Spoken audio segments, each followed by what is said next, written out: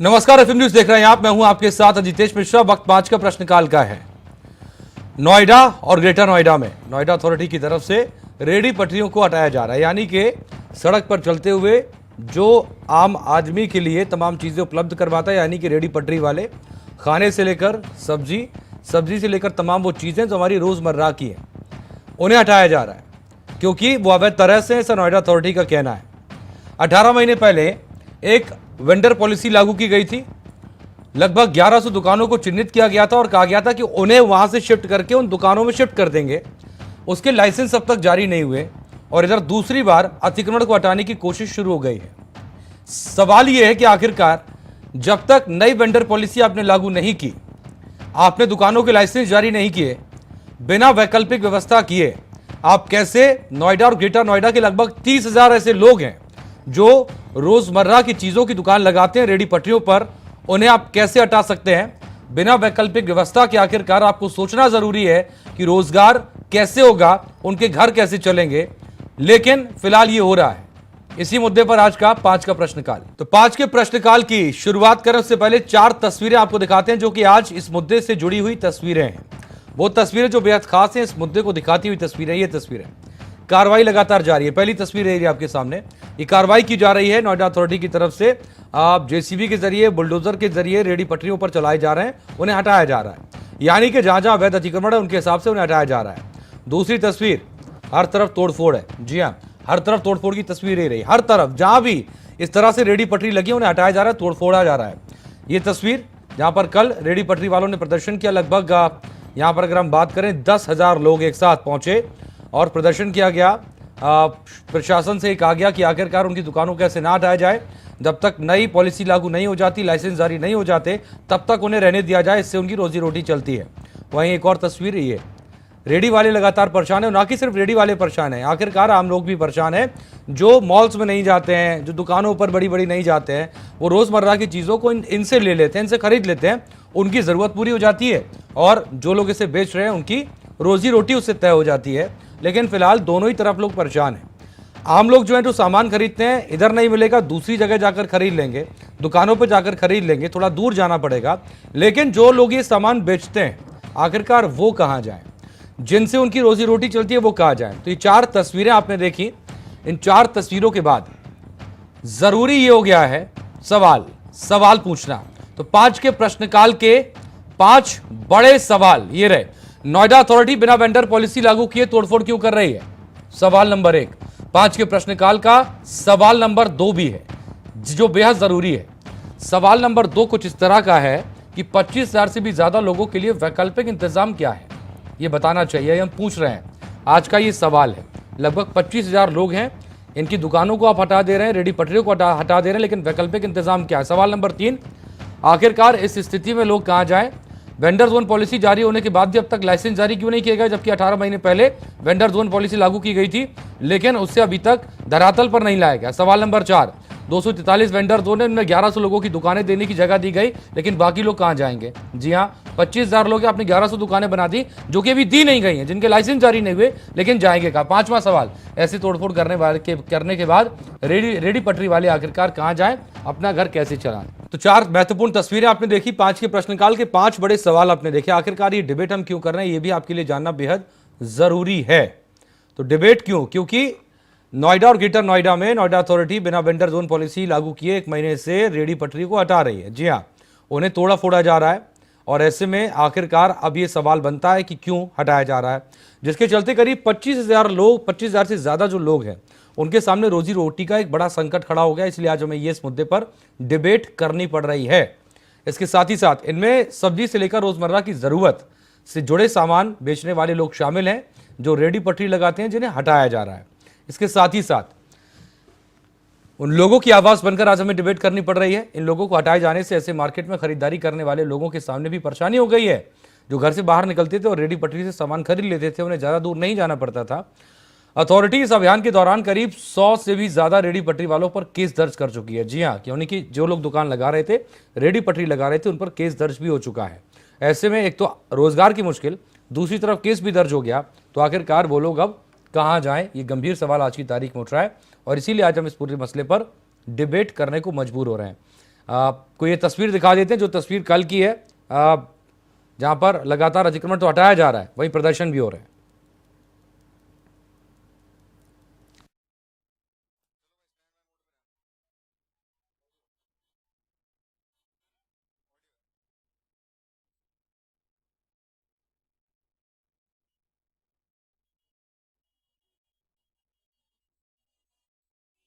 लोग किसके पास जाएं, कैसे जाएं, ये सवाल है।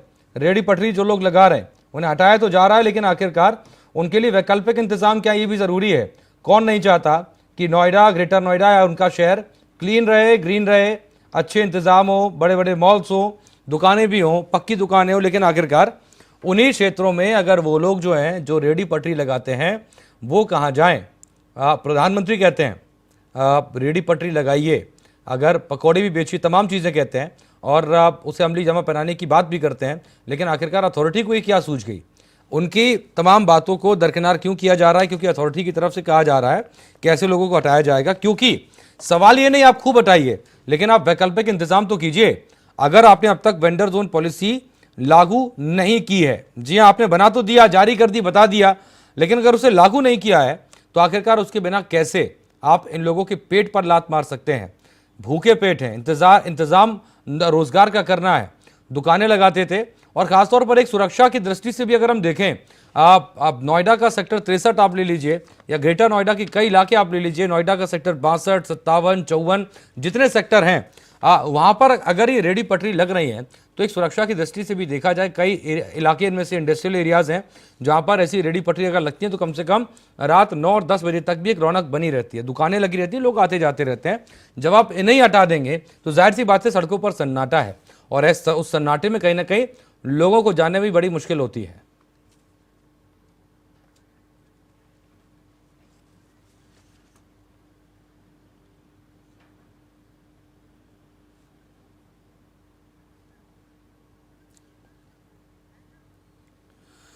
और चलिए खास चर्चा शुरू करते हैं। बेहद खास पैनल इस वक्त हमारे साथ मौजूद है, आपको उनसे रूबरू करवा देते हैं। इस खास चर्चा हमारे साथ सीधा रुख करेंगे लखनऊ स्टूडियो का, जहां पर भारतीय जनता पार्टी से हमारे साथ चंद्रमोहन चौबे, आपका बहुत बहुत स्वागत है चंद्रमोहन चौबे जी। वही इस खास चर्चा हमारे साथ वरिष्ठ पत्रकार मनोज मिश्रा भी, आपका बहुत बहुत स्वागत है। PSPL प्रवक्ता इरफान मलिक, आपके साथ हमारा बहुत बहुत स्वागत है। साथ ही साथ आप नोएडा से अखिल सिंह, FM न्यूज संवाददाता भी हमारे साथ मौजूद हैं, जो कि लोगों के साथ मौजूद रहेंगे, उनके साथ भी चर्चा हम करेंगे। और चलिए चर्चा शुरू करते हैं। सबसे पहले चंद्रमोहन चौबे जी आपके पास आते हैं। चंद्रमोहन चौबे जी, मेरा सवाल ये है कि आखिरकार आपने पूरी रिपोर्ट देखी, तमाम तस्वीरें हमने आपको दिखाई, डिबेट क्यों कर रहे हैं ये भी दिखाया। आप नोएडा, ग्रेटर नोएडा में अथॉरिटी की तरफ से जो लगातार बुलडोजर चलाया जा रहा है रेहड़ी पटरियों वालों पर, इनको आप सर क्या कहेंगे? कोई वेंडर जोन पॉलिसी लागू अब तक नहीं हुई है, वो कहाँ जाएं? उन्हें बिना कुछ कहे, बिना कुछ किए, उनके लिए बिना वैकल्पिक इंतजाम किए बुलडोजर चलाया जा रहा है, JCB चलाई जा रही है, तोड़फोड़ की जा रही है, आखिरकार क्यों है? देखिए अजितेश जी, जब भी कोई प्रशासन कार्रवाई करता है तो इससे पहले जरूर कुछ ना कुछ उन लोगों को पहले सूचनाएं दी जाती है, उनको एक समय सीमा बताया जाता है। तो ऐसा नहीं कि ऐसा बताया नहीं गया होगा, बताया गया होगा कि आपको जो है अपना वैकल्पिक देखना है, और कुछ समय, क्योंकि जाम की व्यवस्था, इसी में किसी को ऑफिस जाने में देर होता है, किसी को अस्पताल जाने में देर होता है, किसी बच्चों को जाम की वजह से जो है स्कूल जाने में दिक्कत आती है। तो देखिए, सरकार को या अथॉरिटी को जानकारी जब प्रशासन को मिला होगा, उसी आधार पर उन्होंने इन लोगों को कहा होगा, एक समय सीमा भी दिया होगा कि आप लोग जो है, अब जब तक व्यवस्था नहीं होती है तब तक कुछ समय के लिए आप लोग जो जाम वाली व्यवस्था है इसको थोड़ा दूर रखिए। सुनिए ना, जहां तक सवाल तो सरकार का है, सरकार की यही कोशिश है कि आखिरकार लोगों को रोजगार मिले, मुख्यमंत्री तमाम बातों को कहते हैं। मेरा सवाल है, अथॉरिटी अगर ये कर रही है, देखिए 18 महीने पहले चंद्रमोहन चौबे जी एक वेंडर जोन पॉलिसी लागू की गई, मतलब जारी की गई, जिसमें कहा गया कि आखिरकार 1100 दुकानें जो है वो बनाई जाएंगी, जगह चिन्हित कर ली गई। इसके लिए अप्लाई करने के लिए लोगों को कहा गया, लोगों ने अप्लाई किया, 1100 दुकानें देने की बात कही गई। 18 महीने गुजर गए, लाइसेंस जारी नहीं किए गए, यानी कि जिन लोगों के नाम निकले भी उन्हें भी दुकानें नहीं मिली सर। अब जब तक नहीं मिली तो जाहिर सी बात है रेहड़ी पटरी लगाएंगे, कोई आप हाईवेज पर नहीं लगा रहे हैं, ऐसे ऐसे इलाकों में लगा रहे हैं। यही हमारा ले लीजिए सेक्टर 63 जो इंडस्ट्रियल एरियाज है, यहाँ पर किनारे किनारे रेहड़ी पटरी लगी हुई है, उन पर चला दिया जा रहा है। मेरा सवाल ये कि तैयारी अगर आपकी कुछ नहीं है, पहले से भी क्या कहा होगा सर? हटा लीजिए, आप अपना इंतजाम कर लीजिए। वो इंतजाम क्या करें मैं ये जानना चाह रहा हूँ। 25,000 लोग हैं नोएडा, ग्रेटर नोएडा के अंदर, उनसे ज़्यादा भी है जो कि रेडी पटरी लगाते हैं। कोई सब्जी की दुकान लगाता है, कोई चाय की दुकान लगाता है, कोई समोसे की दुकान लगाता है, कोई पकौड़े बेचता है। ये लोग सर कहाँ जाएंगे, मेरा सवाल ये है।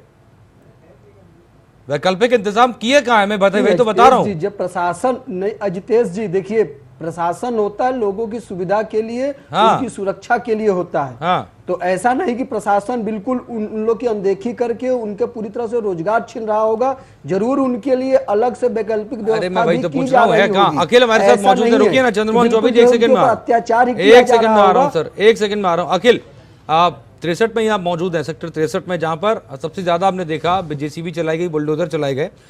लोग भी होंगे, उनसे ही बातचीत करिए, उनसे पूछिए कि जब जेसीबी चलाई जा रही है, 1 महीने से बुलडोजर चलाया जा रहा है, उन्हें क्या कहा जा रहा है। उन्हें दुकानें दे दी गई होंगी, दूसरी जगह आप वहां दुकान लगा लीजिए, या उनके रोजगार के इंतजाम कर दिए गए होंगे।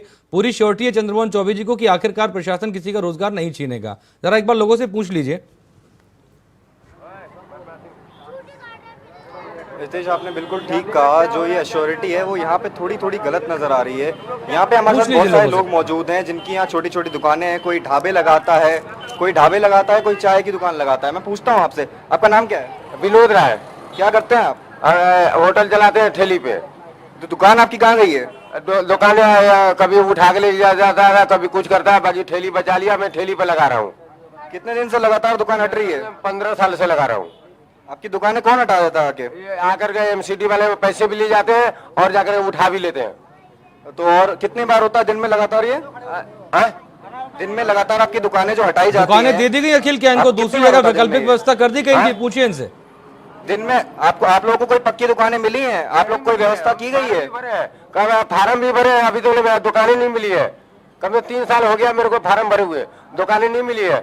तो सीधे तौर पे लोगों का कहना है कि 3 साल हो गए फॉर्म भरे हुए, लेकिन अभी तक कोई दुकान नहीं मिली है और दुकानें उठा के ले जाई जाती हैं और बिना बात पैसे वसूले जाते हैं। अखिल, हम चाहेंगे एक बार रोड के किनारे की तस्वीर भी दिखा दीजिए, रोड के किनारे की तस्वीर भी दिखा दीजिए, ताकि समझ आ जाए कि रोड कितना चौड़ा है और ये दुकानें लगने से कितना जाम यहाँ पर लग जाता था, लोगों को भारी परेशानी हो रही थी। जरा दिखा दीजिए एक बारी। मैं अपने कैमरामैन से कहूंगा कि एक बार रोड की तस्वीरें आपको दिखाए, किस तरीके की रोड की तस्वीरें हैं।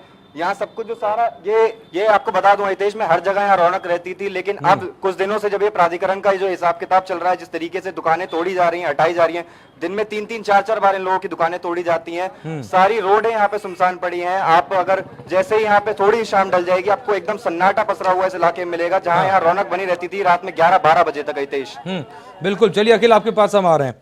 चंद्रमोहन चौबे जी, मैं एक बार फिर से आपके पास लौटूंगा। सर मेरा मैं किसी को कोई दोष नहीं दे रहा हूं सर, मेरा सीधा सा चौबे जी बस यही कहना है कि जेन्युइन अगर आप देखें, आम आदमी की तरह सोचें, तो देखिए हम ऑफिस में काम करते हैं, यहाँ से हम बीच में ब्रेक मिला, बाहर गए, चाय पी, समोसा खाया, और अगर हम 11 बजे भी अपने ऑफिस से शिफ्ट करके निकल रहे हैं, खत्म करके निकल रहे हैं, तो बाहर निकलने पर आप निकल जाइए, दुकानें लगी हैं, जाहिर सी बात है दुकानें तो लोग भी नजर आएंगे, लेकिन अगर दुकानों को ही चौबे जी हटा दिया गया तो आखिरकार फिर यहाँ पर बचता क्या है? निकलने में जाहिर सी बात है सन्नाटा होगा। और आपको ये बहुत अच्छे से पता है कि जगह जगह पुलिस भी खड़ी नहीं हो सकती है, और ये जेन्युइन बातें नहीं हो सकती है सर। लेकिन अगर किसी वजह से यहाँ पर तमाम चहल पहल है, लोगों का रोजगार चल रहा है, आप लोगों को सुन रहे हैं ना, 3 साल हो गए व्यक्ति को फॉर्म भरे हुए, लाइसेंस के लिए, दुकान के लिए अब तक नहीं मिल पाई, और जाहिर सी बात है कहीं ना कहीं बदइंतजामी रही प्रशासन की तरफ से, नहीं दे पाए, फिर बुलडोजर क्यों चलाया जा रहा है अचानक से? देखिए अजितेश जी, जो बुलडोजर अतिक्रमण अभियान जो चलाया जाता है, तो ऐसा नहीं है कि सिर्फ यहीं पर चलाया गया है, पूरे प्रदेश में चलाया जाता है। उसकी शिकायतें आती हैं, लोगों के द्वारा ही आती हैं, लोगों के किसी स्कूल वाले से आती है, तो किसी जो है सरकारी कार्यालय जाने वाले या कार्यालय जाने वालों का आता है, या कोई अस्पताल जाने वाले मरीज का आता है। उसी आधार पर उस क्षेत्र में प्रशासन कार्रवाई करता है। रही बात अगर दुकानदार के लिए, तो देखिए इसके लिए बाकायदा 1100 आप खुद बता रहे हैं कि फॉर्म भरे गए हैं। उन लोग नहीं सर, 1100 फॉर्म नहीं भरे गए, मैं बताता हूँ। बिल्कुल 18 महीने पहले सर ऐसे ही एक बार बुलडोजर चलाया गया और लोगों से कहा गया कि उन्हें इंतजाम कर दिए जाएंगे। 18 महीने पहले वेंडर पॉलिसी बनाई गई, उसे मंजूरी दी गई, सबने तारीफ की।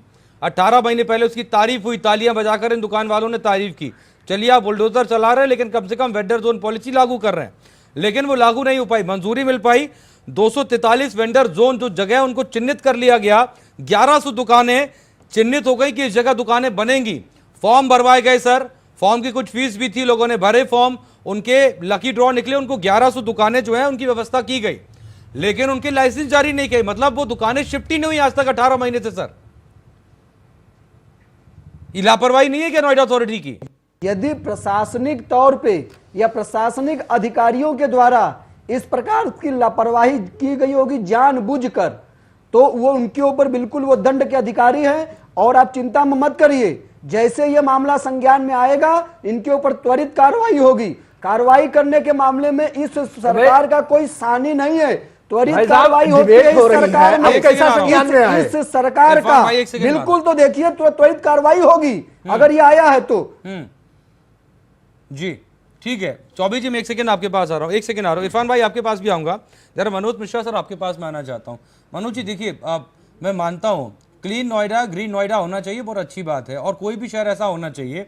मेरे हिसाब से रेडी पटरी हटाकर बड़े बड़े मॉल बना दीजिए, 50-50 मंजिल के बना दीजिए, दुबई बना दीजिए आप पूरे देश को, कोई दिक्कत नहीं है। जहाँ की अथॉरिटी वो कर सकती सर, अच्छी बात है। लेकिन मेरा कहने का मतलब ये है कि लगभग 30,000 ऐसे लोग हैं जो नोएडा के अंदर रेडी पटरी लगाते हैं, और कोई शौक से नहीं लगाता है सर। मेरे सामने की बात है मनोज मिश्रा सर, थोड़ा सा ज्यादा लंबा सवाल ले रहा हूं मैं, कि एक व्यक्ति ने चाय की दुकान शुरू की और एक स्टूल से शुरू की, धीरे धीरे उसकी आमदनी, उसने 4 पहिए का ठेला ले लिया।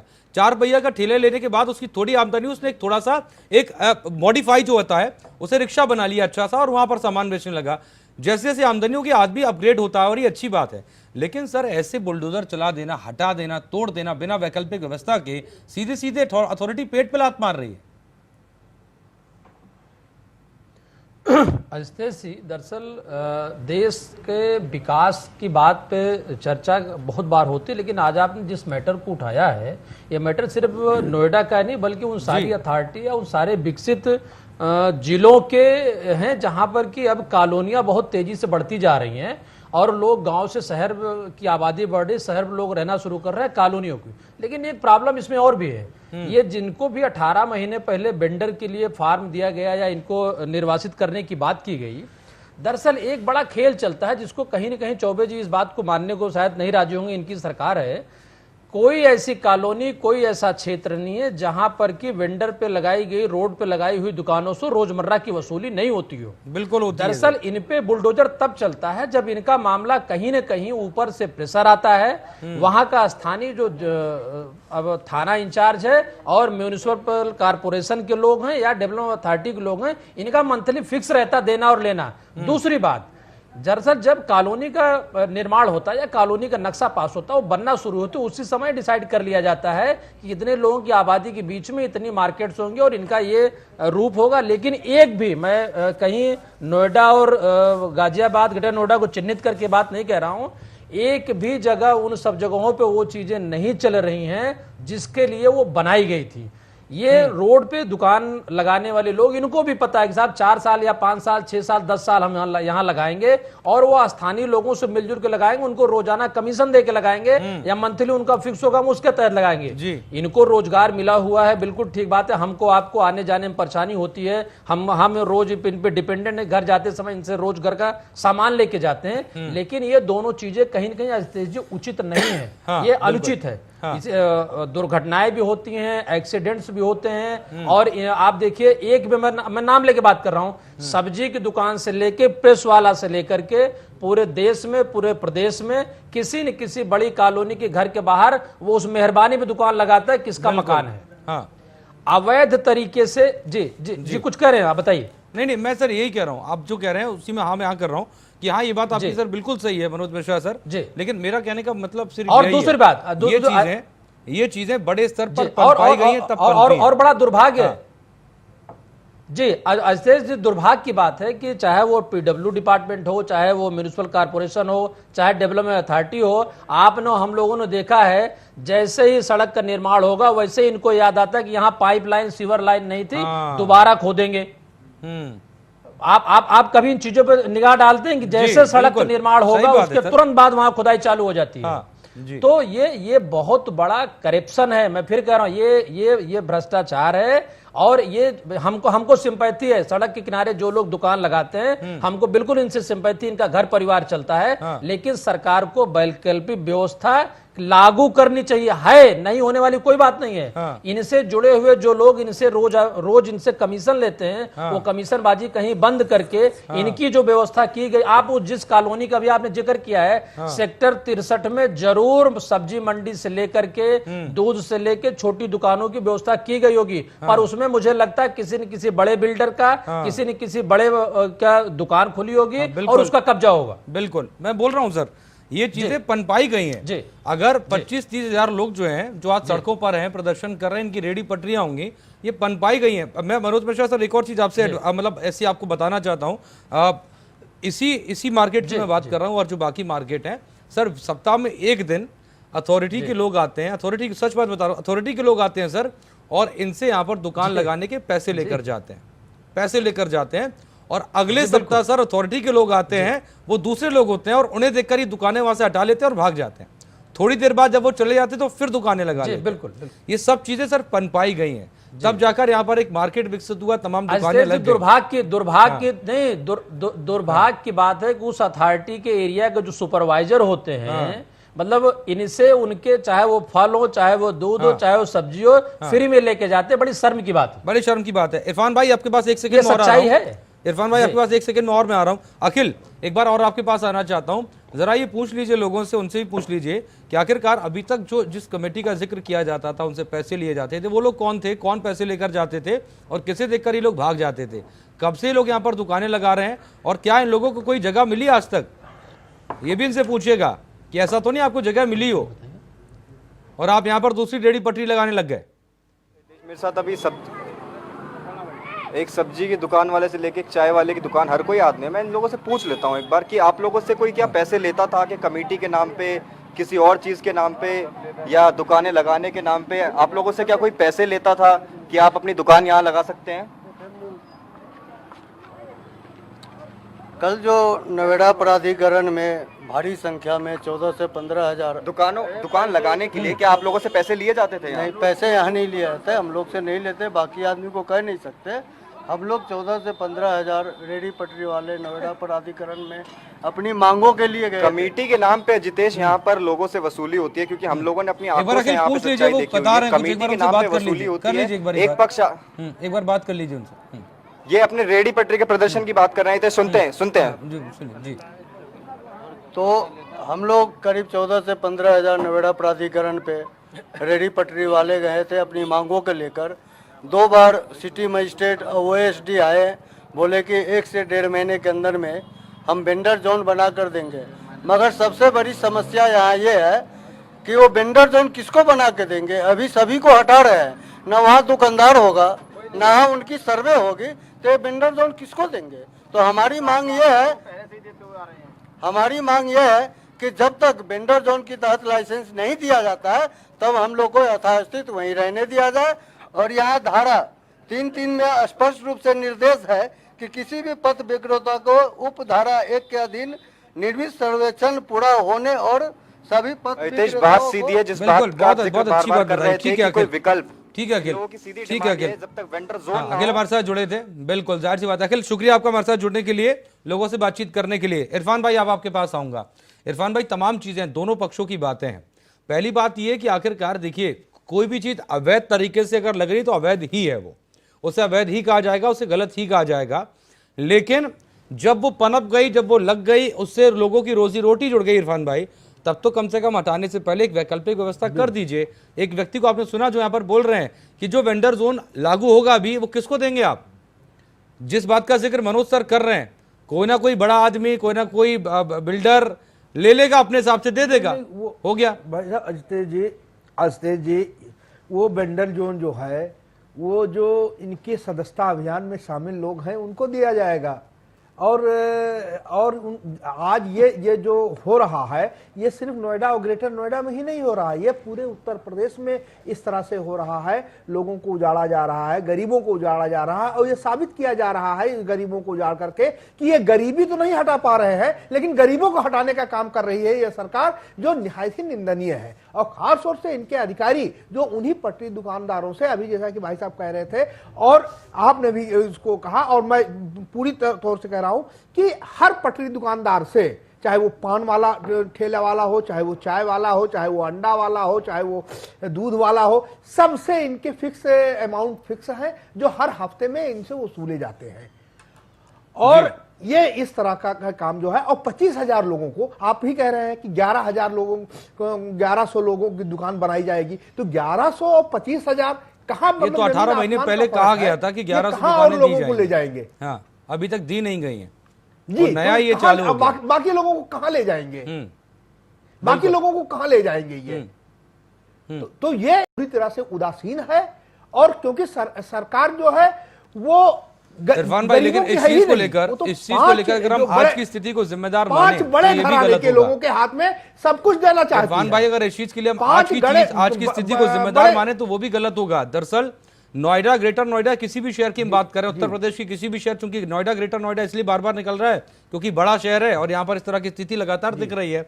ऐसा तो हर जगह होता है। मनोज मिश्रा सर ने अलग अलग गलियों का जिक्र किया, छोटे शहर की गली का भी जिक्र कर दिया और वहां पर भी ऐसा होता है। लेकिन ये आज की स्थिति को जिम्मेदार सर क्यों माने? लखनऊ में भी है। आज की स्थिति को हम जिम्मेदार क्यों माने सर? अगर इन्हीं लोगों का ध्यान इस प्रदेश की हर सरकार ने रखा होता, पिछली सरकार ने भी रखा होता, पिछली सरकार ने भी रखा होता इरफान भाई, तो स्थिति बनती नहीं कि भाई नोएडा, ग्रेटर नोएडा आज थोड़ी ना बन गया। सरकार ने रखा होता तो पिछली सरकार क्यों चली गई होती? बिल्कुल, पिछली सरकारों ने अगर रखा होता तो वो क्यों चली गई होती? मैं तो मानता हूं पिछली सरकार निकम्मी थी और वो हम लोग बिल्कुल पिछली सरकार में कोई काम नहीं कर पाए, इसलिए जनता ने हम लोगों को हटा दिया। पिछली सरकार में सर आए हैं ये अच्छी तरह से, पिछली सरकार को सर आप निकम्मे तो कह देते हैं, पिछली सरकार को आप बोल तो देते हैं सर, आप भूल जाते हैं ना सर। आप ही के नेताजी जो मंत्री हुआ करते थे नंबर 2 पोजीशन पर। अरे यही थे भाई। भाई मैं तो मान रहा हूं कि पिछली सरकार में हम लोग, अरे आप ही के नेताजी नंबर 2 पर थे ना पोजीशन पे सरकार में सर। अजितेश जी बिल्कुल साहब, मैं तो कह रहा हूं इस चीज को। बोलिए, उन्होंने भी काम नहीं किया उस सरकार में। पिछली सरकार में कहीं ना कहीं कोई ना कोई कमियां रही होंगी, तभी तो हम लोगों को किया गया है। मैं एक उदाहरण दे रहा हूं आपको, आप देखिएगा। दरअसल 2005 की घटना है। मेरे एक बड़े अभिन्न मित्र थे जिनकी पोस्टिंग गाजियाबाद में हुई। हाँ, तो चूंकि परिवार उनका शिफ्ट नहीं हुआ था और हम उनके साथ 2 दिन 3 दिन तो लगातार उनका जो चपरासी था एक ही सब्जी 2-3 दिन तक डेली बनाए। तो उन्होंने उससे पूछा कि भाई आखिर कारण क्या है, तुम रोजाना एक ही सब्जी बनाते हो सब कुछ मिला करके।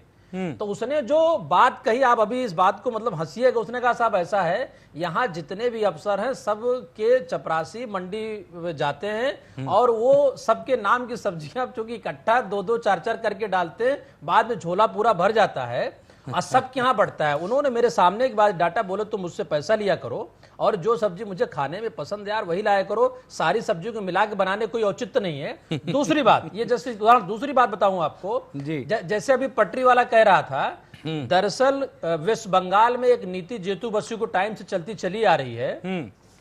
जो भी पटरी वाला, जो भी रेडी वाला अगर छोटी सी प्रेस की दुकान भी किसी मकान के नीचे लगाता है और अगर उस मकान को तोड़ फोड़ करके कल को उसको बिल्डिंग में या कमर्शियल कन्वर्ट किया जाता है, तो तोड़ने से पहले वहां पे नगर निगम के थ्रू 100 रुपए के एग्रीमेंट होता है और उसको कहा जाता है कि जब ये बिल्डिंग तैयार होगी तो कंस्ट्रक्शन कास्ट इसको किस्तों पे देना पड़ेगा।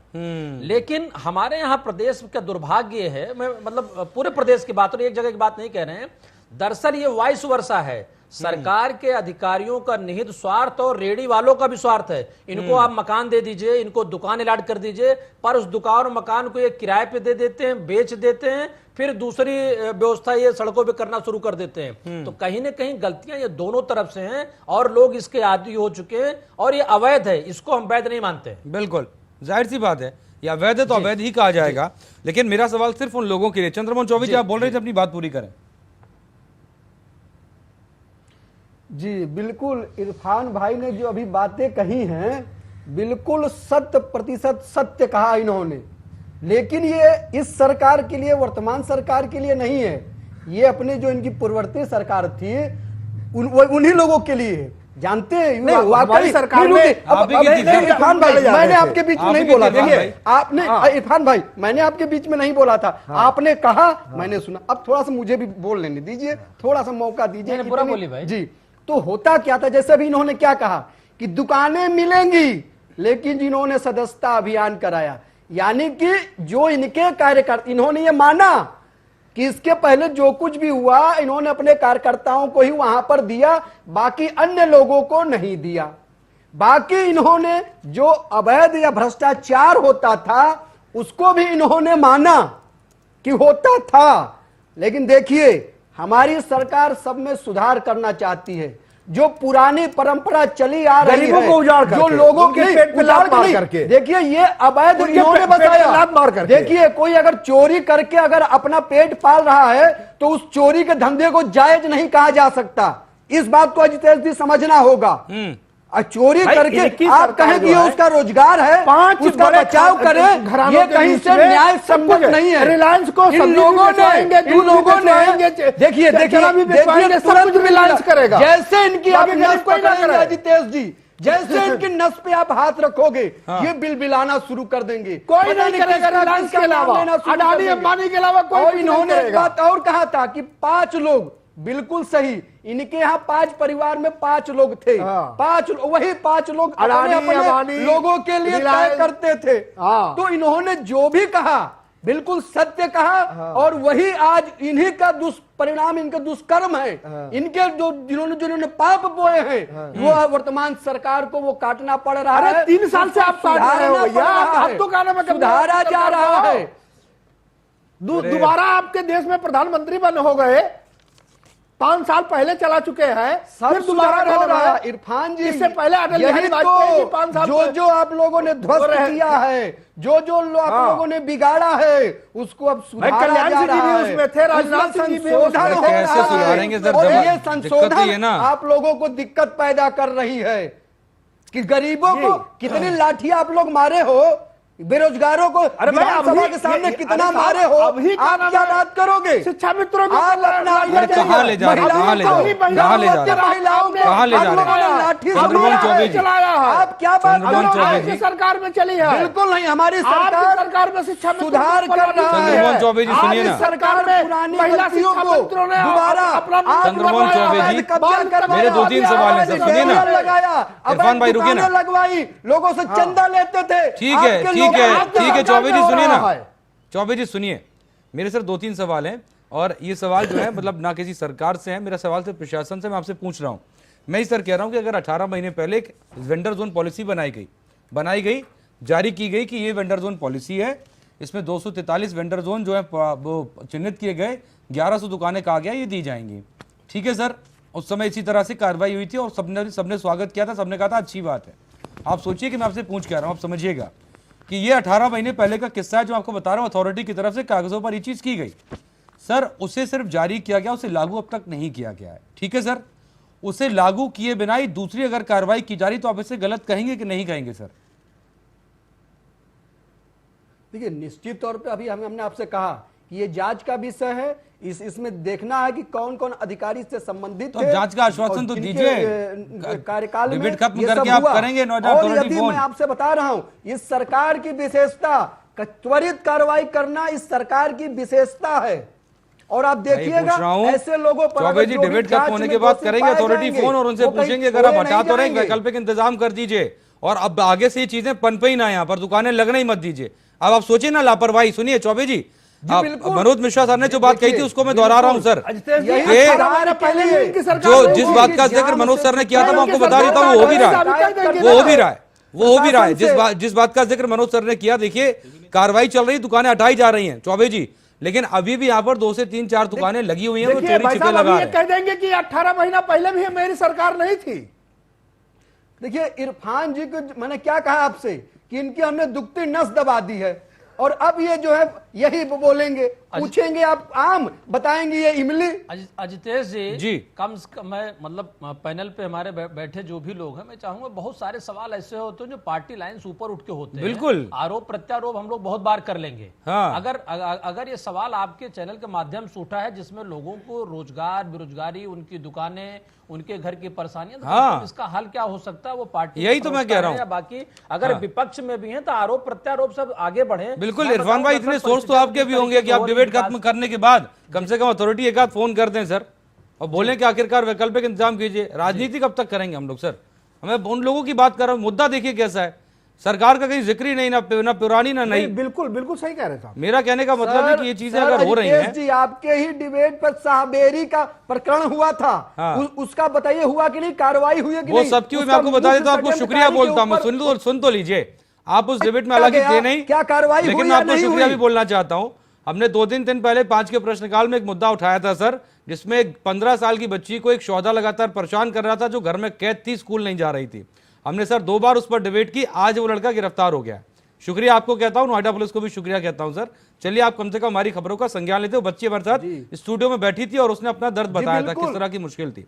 इसीलिए मैं आपसे बोल रहा हूं चौबे जी कि चर्चा खत्म हो जाएगी, अथॉरिटी फोन करिएगा ना, एक आध लोगों से मुद्दा उठाइए, कम से कम उनके लिए वैकल्पिक इंतजाम करा दीजिए, दोबारा पनपे ना ये। जो भी आपका डिबेट हो रहा है, ऐसा नहीं कि सिर्फ हम लोग कर रहे हैं, सरकार तक ये आवाज आपकी जा रही है। और आप देखा होगा, जितने भी आपने डिबेट किए हैं अभी तक, इस शाम को जो 5 बजे के 5 सवाल में आप लगभग का देखा होगा कि सरकार ने त्वरित कार्रवाई की है और समस्या का समाधान भी हुआ है। हाँ, मेरी एक और रिक्वेस्ट है, मेरी एक रिक्वेस्ट और है सर, वो दूरगामी है। मतलब आप अगर आज वैकल्पिक इंतजाम कर देते हैं अच्छी बात है, लेकिन उसके बाद भी सर फिर यहाँ पर दुकानें पनपे ना, मेरा कहने का मतलब है। क्योंकि अभी भी 4 से 5-6 दुकानें जो लगाई जा रही हैं इस इलाके के अंदर, और अलग अलग जगह पे चोरी छिपे, वो भी फिर ना लगे ना सर, खत्म भी हो जाए एक बार में। आप वैकल्पिक इंतजाम कर दीजिए, ये समस्या ही जड़ से खत्म हो जाए। क्योंकि जिस बात का अंदेशा मनोज सर कह रहे हैं वो बिल्कुल संभव है। आप आज अगर दुकानें दे भी देंगे तो कल से वो दूसरी दुकानें वहां लगने लगेंगी, वो अपनी दुकान ले लेंगे या जाएंगे क्यों नहीं, ये बिल्कुल सही बात है ये। लेकिन 25,000 लोगों को, 25,000 लोग दुकानदारों को 1100 दुकानों में कैसे करना है? ये तो सर 18 महीने पहले कहा गया था ना रजिस्टर्ड होते हैं इरफान भाई, 18 महीने पहले जो वेंडर जोन पॉलिसी थी उसमें 1100 दुकानों का जिक्र किया गया था। आज अगर नई वेंडर जोन पॉलिसी लागू कर दी जाती है तो 1100 नहीं, पिछले 1100, इस बार 2000, 5000 कुछ लोगों को तो होगा ना। समस्या का हल धीरे धीरे होता है। आप लोगों ने मिलकर बनाई इतनी बड़ी समस्या है कि समाधान करते करते समय लगी जाएगा, ये भी समझिएगा जी। एक साथ 30,000 लोगों को दुकानें भी नहीं दी जा सकती मनोज सर। समस्या इन्हीं की देन है। नहीं, इरफान साहब की पार्टी ने एक अच्छा काम किया था, साइकिल का पथ बनाया था, तो मैक्सिमम साइकिल के पथ पर रेहड़ी वाले दुकानें लगा रहे हैं। वो भी देखिए, अवैध कब्जा उस पे भी हुआ था, देख लीजिए आप। मतलब अवैध जो कुछ भी हुआ इन्हीं की सरकार में शुरुआत हुआ था। चौबे जी, मैंने आपको उस बात पे मुद्दा नहीं दिया, मैंने बात कही कि साइकिल के जितने उस पर भी लग रहे हैं, उसमें आज स्थितियां उसी तरीके। जी जी जी जी बिल्कुल, उस पर भी 24 दिन लग रहे हैं। खुश मत होइए, आप ही क्या लग रहे हैं, रेडी पटरी खूब लगाई जा रही है। एकदम से रोजगार देते आप ही, पर छीन भी लेते हैं। कार्रवाई भी हो रही, देखिए कार्रवाई भी हो रही, तभी तो ये चर्चा हो रहा है। अगर कार्रवाई ना होती तो जानते भी क्या चर्चा हो रहा होता, कि प्रशासन ध्यान नहीं दे रहा है, अवैध जाम हो रहे हैं, बच्चों के स्कूल छूट जा रहे हैं, वकीलों की वकालत छूट जा रही है, लोग समय से ऑफिस नहीं पहुंच जी, मेरा एक सवाल और है सर, जो है हम स्मार्ट सिटीज की बात कर रहे हैं, हैं। हम स्मार्ट सिटीज की बात करें और अच्छी बातें सर होनी चाहिए, लेकिन सर मेरा सवाल इस डिबेट से हटकर है, जुड़ा इसी से है कि हमारे देश के अंदर जब हम स्मार्ट चीज़ों का जिक्र करते हैं तो बड़ी बड़ी बिल्डिंग्स हमारे ख्वाबों में आ जाती है, मेट्रो आ जाती है सर, अलग अलग चीज़ें, अलग अलग बड़े बड़े बिल्डिंग्स आ जाती हैं। लेकिन सर अगर इन्हीं चीज़ों को हम कम करके, मतलब स्मार्ट सिटीज़ बना रहे हैं, अच्छी बात है, लेकिन उस स्मार्ट सिटीज़ के अंदर सिर्फ बड़ी बड़ी बिल्डिंग्स ना हो, लोगों के पास रोज़गार हो, छोटी छोटी दुकानें भी होंगी तो चलेंगी, रेडी पटरी ना हो लेकिन कम से कम छोटी छोटी दुकानें भी चलेंगी। ग्रामीण क्षेत्रों से लोग निकलकर शहर की तरफ ना आए, अपने गांव के अंदर ही अच्छा करें। ये कहने में अच्छा लगता है सर, लेकिन होता नहीं, ये भी मानना पड़ेगा। अजितेश जी, गांव की स्थिति में बताऊं आपको तो एक बड़ा छोटा सा व्यंग है कि गांव में सड़क तब गई जब सारे गांव वाले शहर चले गए। मैं आप दूसरे तरीके से, जिस तरीके से स्मार्ट सिटी बाकी चीज़ों की बात की जा रही है, जब तक लोग स्मार्ट चीज़ों को यूज करने में यूजर्स की स्थिति तक नहीं होंगे, तब तक देखिए जैसे नॉर्मली एंड्रॉइड फ़ोन है, आज आप कुछ भी मार्केट में कर दी, लेकिन एक सर्वे में हम आप खुद भी जानते हैं कि फ़ोन कॉल, व्हाट्सअप मैसेज 2-3-4% को छोड़ के 96% चीज़ें हम यूज इसलिए नहीं कर पाते कि हम एनेबल हैं उसके लिए। और वही स्थिति दरअसल जो एक रेस चल रही है, बड़े स्कूल खोल दिए, बड़े कॉलेज खोल दिए, बहुत सारी चीज़ बड़ी बड़ी कर दी और हम उस रेस में शामिल हो जाते हैं, फीस से लेकर के बाकी सारी चीज़ों में विकास को लेके। लेकिन आधुनिक चीज़ जो आधुनिकता की बात कर लें, आधुनिकता या अगर स्मार्ट व्यक्ति पहले कर लीजिए, स्मार्ट सिटी अपने आप बन जाएगी। सर अगर हम गंदगी पसंद नहीं करते तो हमारा घर साफ होगा, फिर हमारी कॉलोनी साफ होगी, और हमारा घर कॉलोनी अगर साफ होगी तो हमारा शहर भी साफ हो जाएगा। बिल्कुल। लेकिन स्मार्ट चीजें बड़े उद्योगपतियों के थ्रू, बड़े लोगों को, देखिए जैसे नॉर्मल सी बात है, बाजारें क्यों लगती हैं? क्योंकि सर हमको सब्जी सस्ती चाहिए। हम स्पेंसर रोज नहीं जा सकते 4 दिन बासी सब्जी लेने के लिए। सही बात है सर। आप देखिए बड़ा डिफरेंट है। नोएडा, मैं नोएडा के पर्टिकुलर बात कर रहा हूं, मैं गाजियाबाद की पर्टिकुलर बात कर रहा हूं कि जो लोग मल्टीप्लेक्स और उसमें 10, 12, 15, 20 तल की बिल्डिंग में रहते हैं, वो भी कोशिश ये करते हैं कि उनको ताजी सब्जियां, मतलब ताजी सब्जी सर रेडी वाला ही दे पाएगा, आपको मोर, स्पेंसर और बाकी चीजें नहीं दे पाएंगी। मैं कोई उनका विरोधी नहीं हूं। हाँ। लेकिन हो क्या रहा कि सामंजस्य, प्रति व्यक्ति आय, रोजगार और बाकी सामंजस्य, जैसे देहात से लेकर के शहर या कस्बा या ब्लॉक या जिला, फिर मेट्रो सिटी की बात कर रहे हैं। अब तो आप देखिए एक होड़ लग गई है कि मेट्रो सिटी। बहुत सारे शहर ऐसे जहां मेट्रो की जरूरत नहीं है, बल्कि अगर उस शहर में ओवर ब्रिज बन जाए 4-5 तो लोगों की समस्याएं अपने आप दूर हो जाएंगी। तो सरकार को कहीं ना कहीं इन सब चीजों पे, जो डेवलपमेंट अथॉरिटीज कह लेते हैं, जो उस पावर पोजीशन पे बैठे हुए लोग हैं, उनको इसलिए विचार करना पड़ेगा कि साहब निहित आम आदमी से जुड़ी समस्याओं का समाधान कैसे निकलेगा। लखनऊ शहर को सर कम से कम 5 या 6 ओवरब्रिज चाहिए। मेट्रो भले डेवलपमेंट हो गया, अच्छी बात है, एक बड़ी लाइन चल गई, लेकिन कम से कम निशातगंज से लेकर हजरतगंज या बाकी जो बहुत सुबह से लेकर शाम तक जाग वाले इलाके हैं, चाहे वो चारबाग हो या जिसका भी हम आप नाम ले लें, अगर यहाँ 2 या 4 ओवरब्रिज बन जाए, मैं लखनऊ की बात कर रहा हूं, तो समस्याओं का समाधान अपने आप निकल जाएगा। हाँ। उसी स्थिति जी है, इनको भी आप कॉलोनी की पॉपुलेशन के हिसाब से अगर इनको बैठने की, दुकान लगाने की जगह अलॉट कर देंगे तो मुझे लगता है कि चीजें अपने आप सुव्यवस्थित हो जाएंगी। हाँ, और ये चीजें दर्शाती हैं चौबे जी कि जो कुछ भी हो रहा है वो बिना किसी प्लानिंग के हो रहा है। कोई प्लानिंग सर है ही नहीं। अगर प्लानिंग के थ्रू होता तो ये व्यवस्था ही नहीं बनती कि अचानक से जो लोग हैं वो सड़कों पर आ जाएं। कल आप लगभग 10 से 12 हजार लोग एक साथ मौजूद हुए, सोचिए, प्रदर्शन करने के लिए। ये व्यवस्था गड़बड़ा दी गई एकदम से। व्यवस्थित तरीके से चीज को मैनेज किया ही नहीं गया जिस तरह से करना चाहिए था। अजितेश जी देखिए, एक कटु सत्य है कि जब गांव से जनसंख्या शहर की तरफ जब आने लगी और वहां पे जो कॉलोनियां अवैध रूप से जो बसाई जाने लगी, सिर्फ उनको जमीन का टुकड़ा दे दिया जाता था, ना सड़क देते थे, ना नाली देते थे, ना बिजली देते थे। तो उसका दुष्परिणाम ये हुआ, जैसे अभी मनोज जी ने कुछ देर पहले कहा था कि जब रोड बनाना होता है तो रोड काट के फिर पता चलता है कि वहां पर जो है नाला बनाना है, तो वहां पर जो है पानी रोड करने के बाद याद आता है भी तो देखिए पाइपलाइन डाल जानी है, याद आता है। नहीं देखिए, नहीं सुनिए तो सर, अब मैंने आपसे क्या कहा कि अवैध कॉलोनियां बसाई गई। अवैध मीन्स लोगों को, मैंने क्या कहा कि सामान्य सा खेत था, ना बसने क्यों दी गई सर? ना उसमें उन्होंने नाली दिया, ना वहां बिजली दिया। रातों रात तो नहीं बन जाती है, जनसंख्या बढ़ी। हाँ, रातों रात नहीं बन जाती ना सर। क्या कहा रातों रात? तभी तो मैंने कहा कि किस प्रकार से उत्तर प्रदेश को लूटा गया, आकांठ भ्रष्टाचार में डुबोया गया, ये उसी में तो सुधार हो रहा है, उसी को सुधार करने का प्रयास किया जा रहा है। आप भी धीरे धीरे दवाई दीजिए ना, एकदम से सर्जरी कर देंगे क्या? नहीं, अच्छा ये नहीं, धीरे धीरे। बिल्कुल, देखिए अभी आपसे क्या कहा गया, बिल्कुल सही कह रहे हैं जगमोहन जी कि बिल्कुल इस लूट में माननीय राजनाथ सिंह जी का कार्यकाल, माननीय कल्याण सिंह जी का कार्यकाल, गुप्ता जी का कार्यकाल, ये सारे कार्यकाल भी बोलिए ना, इसी लूट में बोलिए ना। मुलायम सिंह यादव, अखिलेश यादव, शिवपाल यादव, मायावती, सारे लीजिए एक साथ। एक बार इरफान भाई एक साथ बोलिए। इरफान भाई एक लिस्ट में बता दीजिए। चौबे जी रुकिए ना, उस कार्यकाल की। इरफान भाई एक सेकंड में एक बार में बोल दीजिए सारे नाम सर, आप बोलिए। भ्रष्टाचार में सुनिए ना चौबे जी, देखिए बोल रहे हैं, बोलिए। कहीं मौसेरे भाई, एक सेकंड रुकिए ना चौबे जी, बिना पैसा 1 रुपया दिए भर्ती हुए थे, पता है ये हम बिल्कुल इरफान भाई देखिए नाम गिनाएंगे, नाम गिनाएंगे। इरफान जी गिनाइए, कह सकते हैं गिनाइए इरफान भाई नाम। भ्रष्टाचार नहीं था, सारे लीजिए एक साथ जी। इरफान भाई शुरू करिए। मैं तो कह तो रहा हूं साहब। हाँ भाई गोविंद वल्लभ पंत जी के जमाने से लेकर अब के देखिए ये सही बात कह नहीं पा रहे। अब देखिए अभी हमारे भाजपा के ऊपर आरोप लगा रहे थे, अब जो है ऐसा नहीं होगा इरफान भाई। पंथ पे चले गए। इरफान भाई, पहले राजनीति कहा कि अपनी हमारी जगह है सर। सरकार का बताइए, राजनीति अपनी एक जगह है विभाग इरफान का भाई। नाम बताइए जिसमें घपला हुआ हो, भ्रष्टाचार हुआ हो, उत्तर प्रदेश के अंदर किसी ने भर्ती मनोज हुई मनोज हो। सर बहुत अच्छे एक से बता जानते दीजिए, हैं, हम मनोज आपके सर बहुत चैनल अच्छे पे से दावा जानते के हैं। साथ कह रहे हैं। एक उत्तर नाम प्रदेश बता के अंदर, दीजिए।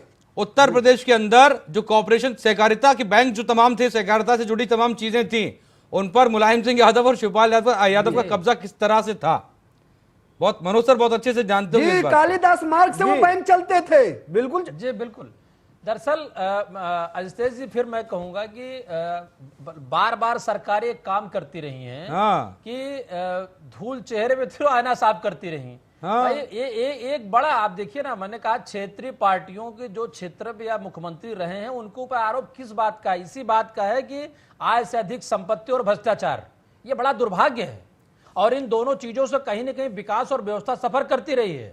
यही वजह है कि भारतीय जनता पार्टी की मजबूती के बाद जिस तरह विपक्ष को मजबूत होना चाहिए, विपक्ष चूंकि भ्रष्टाचार में लिप्त था इसलिए बोलने की स्थिति में नहीं है। यह भी एक दुर्भाग्य की बात है।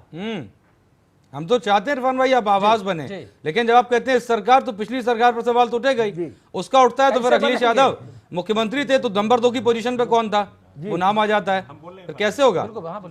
चौबे जी। अजितेश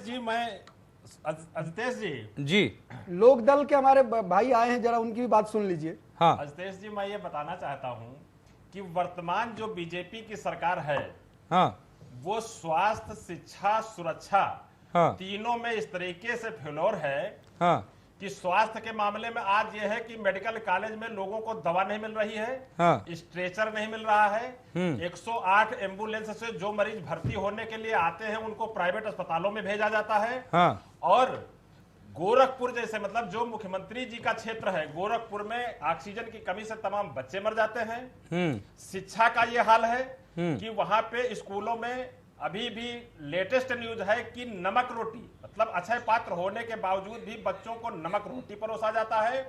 और बांदा में जब स्वास्थ्य का परीक्षण कराया गया तो 47% बच्चे जो है कुपोषित पाए गए हैं। तो जो शिक्षा का, स्वास्थ्य का, सुरक्षा का ये हाल है कि तमाम लोगों के असलाह के लाइसेंस डीएम के कार्यालय में पड़े हुए हैं, उस पर डीएम साहब कोई कार्रवाई नहीं करते हैं, लेकिन फर्जी लाइसेंस सड़कों की जनसंख्या में बन रहे हैं, उनकी जांच हो रही है, तो सुरक्षा के साथ खिलवाड़ हो रहा है। तो मेरा यह कहना है कि बीजेपी की सरकार जो है स्वास्थ्य के विषय में, शिक्षा के विषय में, सुरक्षा के विषय में किसी भी मामले में कोई काम नहीं कर रही है। ये काम कम करते हैं, ढिंढोरा ज्यादा पीटते हैं। जहां तक आपने अभी ये इस विषय की बात की है, जो रेडी पटरी वाले 14,000 लोग इकट्ठे होकर के रेडी पटरी वाले, इस विषय में मैं ये कहना चाहता हूं कि सरकार किसी समस्या का निदान नहीं करती है। सरकार एक समस्या से दूसरी समस्या पैदा कर देती है। उन पटरी दुकानदारों को लाठी चला करके, डंडा मार करके भगा तो दिया जाता है, लेकिन उनको समुचित रोजगार के लिए, मेरा भी सर एक शिकायत है सर, एक शिकायत है मनोज सर, मेरी एक शिकायत है कि देश में जो भी लोग हैं उनके लिए कुछ न कुछ समस्या का निदान करें। बहुत अच्छी बात है, बहुत अच्छी बात है। संतोष यादव जी सबसे पहले तो, संतोष यादव जी सबसे पहले तो मेरा नमस्कार, स्वागत है आपका हमारी खास चर्चा में। चौबे जी कुछ जवाब दे उससे पहले मेरी एक शिकायत आपसे भी है सर, आपसे भी है, इरफान भाई से भी है और विपक्षी पार्टियों से भी। देखिए इन पर तो हम ये तो बैठते ही हमारी सुनने के लिए, चौबे जी बैठे उनको हम सुनाएंगे और ये सुनेंगे और जवाब भी देते हैं, उसके बाद कार्रवाई जो करनी वो होनी होती है। मेरी शिकायत आप लोग से सर ये कि रोजगार, बुरा मत मानिएगा सर, रोजगार की तलाश में आज ये अगर ये लोग 25 से 30,000 लोग खड़े हैं, क्या इनकी दिक्कत ये है कि इनकी जात धर्म नहीं पता किसी को? एक राजनीतिक पार्टी इनके साथ खड़ी नजर नहीं आ रही नोएडा, ग्रेटर नोएडा के अंदर प्रदर्शन करने में सर, अकेले खड़े हैं ये। ना मैं ये कहना चाहता हूं अजितेश जी, 1 महीने से मनोज सर ये अकेले प्रदर्शन कर रहे हैं लोग, पैदा हुई आदमी के सामने। ना मेरी बात तो सुन लीजिए, नोटबंदी के बाद देश में बेरोजगारी पैदा हो गई। और नोटबंदी के बाद तमाम कंपनियां बंद हुई जा रही हैं, जो अपने कर्मचारियों को बाहर निकाल। मेरा कहने का मतलब है 10,000 लोग सड़कों पर सर है, आप लोग कहां है? विपक्ष की आवाज, विपक्ष की आवाज कहां है सर? तो मेरी बात सुन लीजिए, मैं पूछ रहा हूं सर, कितने प्रदर्शन में शामिल हुए आप, आपके नेता सर, आइए ना इन लोगों के साथ आवाज में आवाज मिलाइए ना। धरने को, हमारी आवाज को मीडिया दबाता है और नहीं, आप बैठे हैं बोल रहे हैं सर, ये हम दबा रहे हैं आपकी आवाज तक पहुंचाए। इरफान भाई बैठे हैं, पूछिए इनसे। अजितेश जी एक मिनट अजितेश जी, मीडिया ही आवाज उठा रही है, देना चाहूंगा वरना जरा। ये लोग तो चौबे जी, सदमे एक में सेकंड गए मारो। हैं। मनोज सर। ये जो कंपनियां बंद है, जानते हैं कौन? प्राइवेट लिमिटेड जो परिवार आपका डिबेट में बैठकर संतोष यादव जी मैं स्वागत कर रहा हूं, मैं आपकी आवाज दबाऊंगा। मेरी इतनी मजाल कैसे हो गई सर, मैं आपकी आवाज दबाऊंगा। अजितेश जी मैं एक बात बताना चाहूंगा।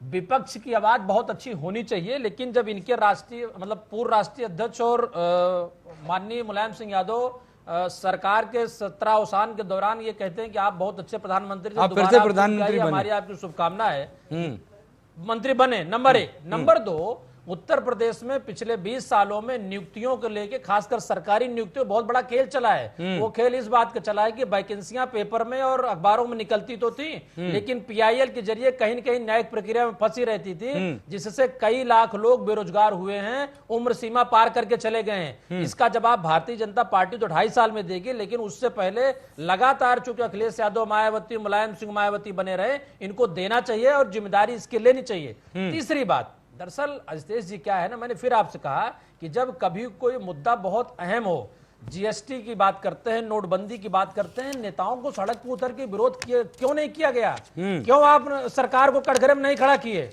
लेकिन हमेशा मीडिया पे हम पे आरोप लगाना बड़ा आसान हो जाता है। अरे भाई, आप 2 कदम चलो, हम 4 कदम चलने को तैयार है। हमने कब कहा कि हम आप साथ नहीं खड़े हुए हैं, या हम आपको कहीं किनारे करने की कोशिश कर रहे हैं? लेकिन आप आगे तो आओ जी। सबसे आसान काम हमारा ये है संतोष यादव जी, बस यहाँ बैठ के सवाल ही तो करते क्या और तो कुछ काम है ही नहीं हमारे पास। अजितेश जी, सबसे आसान काम यही। नहीं, मेरी बात 1 मिनट सुन लीजिए। मेरा ये कहना है कि नोटबंदी में हजारों आदमी मर गया लाइन में लग करके, हजारों आदमी लाइन में लगकर मर गया, उसको हाईलाइट नहीं किया गया। अरे सर, हजारों आदमी बेरोजगार हो गया, सुनिए सर, उस पे कभी चर्चा एक नहीं नोएडा हुई। के अंदर मैं आपको बताता हूँ, मैं हजारों ज्यादा आदमी देखिए, आम आदमी की तरह बात करें तो सुन लीजिए ना सर, आम आदमी की तरह बात करें तो आम आदमी की तरह जवाब दूंगा मैं। छोड़ दीजिए आप राजनीतिक पार्टी से, मैं पत्रकार आम आदमी की तरह बात कर रहा हूँ सर। नोएडा, ग्रेटर नोएडा के अंदर, नोएडा ग्रेटर नोएडा के अंदर एक ट्रक वाला एक साइकिल वाले को भी टक्कर मारता है ना सर, उसकी मौत होती है, तो हम ब्रेकिंग चलाते हैं। सुनिए ना सर, लगातार चलाया था। मैं बोल रहा हूँ ना, संतोष यादव जी, संतोष यादव जी, संतोष यादव जी, चौबे जी रुकिए ना, या जो भ्रष्टाचार कर रखा था रुकिए ना, उसको ढकना, उसको छिपाने के लिए रात दिन लगे हुए मैं नहीं थे। चाहता, इसलिए ये मीडिया को नहीं देख पाए। ना संतोष यादव जी, संतोष यादव जी, आपकी बड़ी शिकायत है ना सर, सुनिए ना, चौबे जी, 1 सेकंड में आ रहा हूँ, 1 सेकंड में आ रहा हूँ। संतोष यादव जी, संतोष यादव जी, आपकी बहुत शिकायत है, मैं फिर भी आपसे कहना चाहता हूँ, छोड़ दीजिए आप राजनीतिक पार्टी, मैं पत्रकार, छोड़ दीजिए सर, मैं सिर्फ ये कहना चाहता हूँ। अरे चौबे जी सुन तो लीजिए, वो बंद हो गया। अरे सुनिए, संतोष यादव जी, आपके राष्ट्रीय अध्यक्ष मौजूदा गृह मंत्री जी के बेटे का एक बैग कितना का नाम है, कई गुना कैसे पता चला आपको? क्यों नहीं होती है? कैसे पता चला सर? इरफान भाई, मीडिया के थ्रू और आरोप लगाने कैसे पता चला आपको सर? कितने लोग मानहानि में, इरफान भाई, ये खबर आपको कैसे पता चली? मीडिया के थ्रू। केस में केजरीवाल गए जेल, बाद माफी मांगे, तब जेल से बाहर आए। मुद्दे पर आते हैं, अरुण जेटली जी के ऊपर दिग्विजय सिंह मुद्दे पर आते हैं। मनोज सर कुछ बोल रहे हैं, मनोज सर 30 सेकंड में सर, लास्ट कमेंट के बाद ये सब भाग जाते हैं। ठीक है चौबे जी, ठीक है, ठीक है। नहीं, बस अजितेश जी, मेरा यही कहना है कि दरअसल कहीं ना कहीं हो सकता है रेशियो कम और ज्यादा का हो, लेकिन जो भी डेवलपमेंट अथॉरिटी, उनकी भी अपनी मजबूरियां हैं, लोगों की कॉलोनियों में रहने की तादाद संख्या ज्यादा, उस हिसाब से कम इन रोजमर्रा की जिंदगी, चाहे दूध सब्जी, बाकी लोगों के लिए व्यवस्था उचित करें, न, वरना समस्याएं ये हर आदमी की है, वो दुकानदारों की नहीं है जो बेचारे लगाए हुए हैं, इसमें हम भी हैं, आप भी, और सारे लोग हैं, और ये व्यवस्था देना सरकार का काम है। आरोप प्रत्यारोप करने के बजाय सरकार इनको व्यवस्था दे। ठीक है जी। संतोष यादव जी, एक लास्ट कमेंट, क्योंकि आप लेट आए, आप 30 सेकंड में एक लास्ट कमेंट दीजिए इस वादे के साथ कि अब से जब भी 5 का प्रश्नकाल होगा, आरएलडी का एक नेता जरूर चर्चा में आएगा, हम उठाएंगे आपकी आवाज, बोलिए। नहीं सर, मैं आपका समय मैं थोड़ा सा भूल मिस कर गया, मैं 5:30 के चक्कर नहीं, कोई बात नहीं सर, इसलिए मैं लेट हो गया। 30 सेकंड में सर लास्ट कमेंट दे दीजिए, समय इसलिए मैं लेट हो गया। मैं ये कहना चाहता हूँ कि बीजेपी जो है, जो भ्रष्टाचार की बात करती है, इनके यहाँ अभी क्लियर हुआ कि ट्रांसफर पोस्टिंग का धंधा चलता था। मंत्री ट्रांसफर करते थे, मुख्यमंत्री जी उसको निरस्त कर देते थे। वो ट्रांसफर करने वाले अधिकारी का क्या हाल हुआ होगा, इसका अंदाजा आप लगा सकते हैं। जो खनन का मामला है, बालू सिल्ट का मामला है, उस मामले में भी कितनी बातें अखबार में आई हैं, ये बीजेपी के प्रवक्ता को पूरी बातें पता है। इसलिए मेरा ये कहना कि भ्रष्टाचार के मामले में चलिए सर, समय नहीं है, बिल्कुल समय, बिल्कुल ठीक है सर, ठीक है ठीक है ठीक है ठीक है सर, माफी के साथ रोकूंगा। संतोष यादव जी फिर आइए आप चर्चा में, हम एक घंटा पूरा बैठकर चर्चा करेंगे। आज समय बिल्कुल हमारे पास नहीं है। बहुत बहुत शुक्रिया चंद्रमोहन चौबे जी, मनोज सर आपका बहुत बहुत शुक्रिया, संतोष सर आपका शुक्रिया, इरफान भाई आपका बहुत बहुत शुक्रिया हमारे साथ खास चर्चा में जुड़ने के लिए। तो बात जब निचले तबके की हो, जो सड़कों पर रेडी पटरी लगाता है, सवाल ये नहीं कि आप अवैध तरह से लगा रहा है, वैध तरह से लगा रहा है, सवाल ये क्या कर वो पनपी कैसे। वहां पर उसने रोजगार के साधन ढूंढे तो रोजगार किया। अब जब उसको हटा रहे हैं तो एक वैकल्पिक इंतजाम कर दीजिए, हमारा कहना बस यही है। और कोशिश करिए कि दोबारा से इस तरह से तमाम जो दुकानें लग रही हैं वो ना लगे, ताकि क्लीन नोएडा बना रहे, ग्रीन नोएडा बना रहे, पूरा देश क्लीन और ग्रीन हमेशा बना रहे, डेवलपमेंट भी यहां पर उसी तरह से होता रहे। 5 के प्रश्नकाल में आज के लिए इतना ही। नमस्कार।